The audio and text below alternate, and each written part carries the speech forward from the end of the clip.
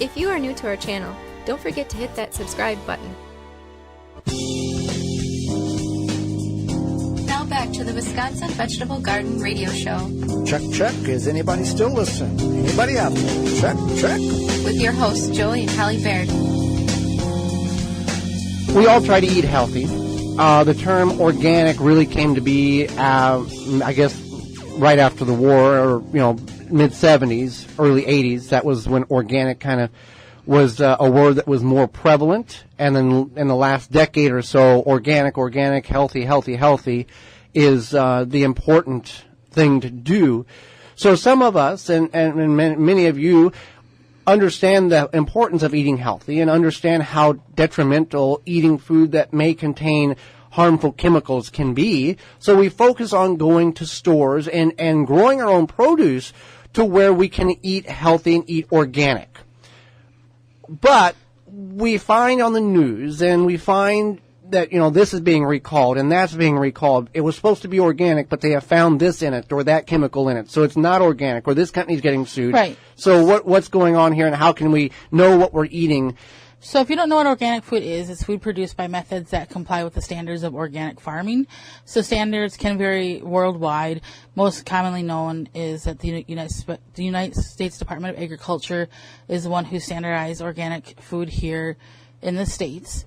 But it features practices that strive to cycle resources, promote ecological balance, conserve biodiversity without the use of conventional pesticides, fertilizers made with synthetic ingredients, or sewage, sludge, bioengineering, or even ionizing radiation.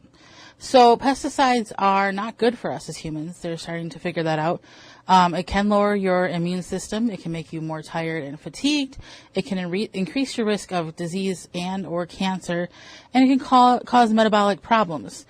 So that being said, when it comes to organic food, I would be more concerned with the pesticides versus like how stuff is necessarily grown. The big thing about organic food is that it doesn't have the pesticides in it. There was a study done in 2014 in Switzerland. A family had removed all their conventional food from their diet, and they had their urine tested before, and then after a couple weeks they had their urine tested after, when they only ate organic, and all of those trace minerals or trace pesticides elements were gone after a couple weeks. The body cleansed itself to get rid of all of that. Now, we all have a certain level of toxicity in our body. It's just the way it is in 2018. Right. It's not 1947 anymore, and we can actually say, hey, we've been doing this for months, and. Yeah, so... We're as guilty as everybody. Right, yeah. Like we're not 100% organic, vegan, none of that. No, we eat, conventional food. We eat a lot of healthy food, and we eat a variety of food. Good and bad. But and as Americans, there are certain staples in which we're Americans. We love this. Hamburgers, hot dog, that type of thing. Barbecue chips. You know what I mean? We know it's not good for us, but it's something that we love to eat. Right, and you should definitely think of that more of like a treat versus something you should eat every meal.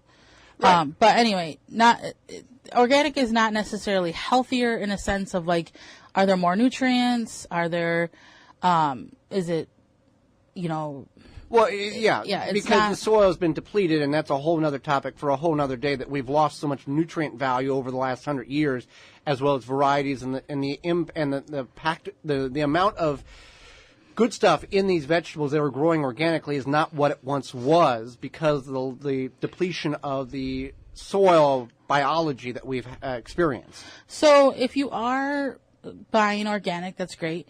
For the most part, it is pretty well regulated, but there are still going to be like little loopholes, little fall-throughs where maybe it's not 100% organic as much. Well, there's organic transition, I believe is the term, where a farmer can take a field that was not organic, and there's a certain duration of time and certain number of years in which they're transitioning that field from the 7 years. The conventional to a 100% organic. So you may see that term on a piece of produce, organic transition, or somewhere in that phrasing, to where they're trying to convert over, but it has to take time for all this stuff to work out. Not only just the paperwork, but also get the soil back to a organic state that is deemed and in levels in which it's safe. And here's something is that the USDA, the United States Department of Agriculture, is supposed to be regulating this. However, they themselves reported that they failed to make sure imported organic foods actually do meet these requirements. And it was part of the failure was to check the documents and do the audits.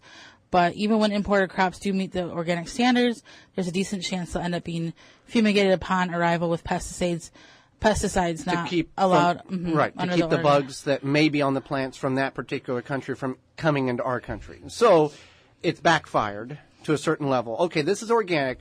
Okay, we're spraying chemicals on it to kill whatever might be on it before we give it to bring it in our country, so we don't have a problem with that particular bug or insect or disease that may be transporting in.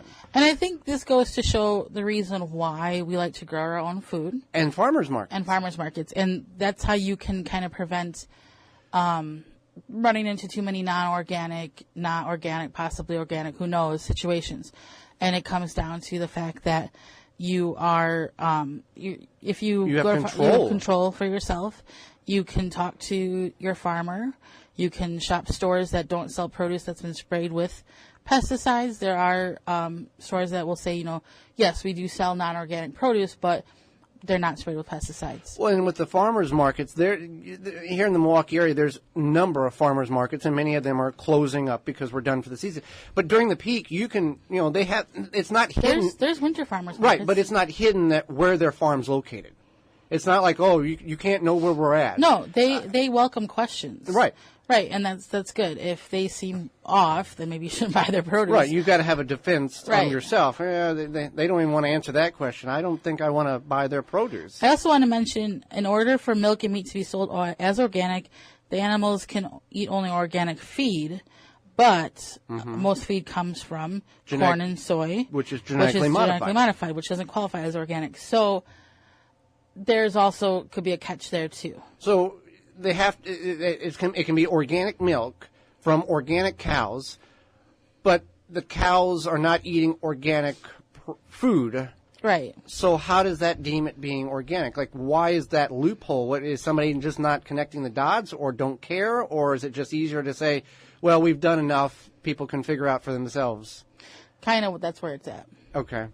So, and there are farmers that strictly only feed, organic hay, organic grains. There's a stringent requirement, not because it's required by the buyer, but because they have a conscience of themselves that they want to produce something that is healthy for people who are buying their product. Right, and you're asking why? Why is this allowed? Well, there's a lot of stuff that's allowed in the United States that just goes on. So here's just add that to the list. No. Yeah, exactly. You can do your... And no matter what administration's in charge, this has been going on for decades. Oh, yeah, I'm not even talking about that. I'm saying that there's a lot of, common sense stuff that you, I, and our listeners, if we sat down at a table, we could fix a lot of things in about 20 minutes.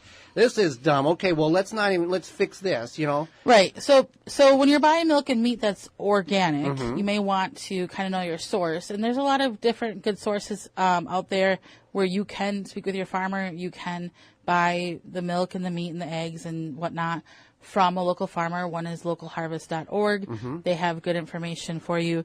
Also, thinking about the Clean 15 and the Dirty Dozen, which vegetables are less likely to be sprayed with pesticides and absorb it versus the ones that are more likely.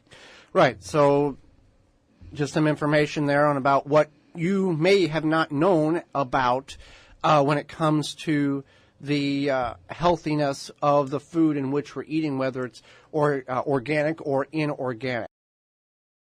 Thank you for checking out the Wisconsin Vegetable Gardener radio show. For more, go to the WisconsinVegetableGardener.com for full-length in-studio video and podcast replay of Season 1. Season 2 underway and added weekly. Tweet us at TWVG Show or hashtag TWVG to be part of the program.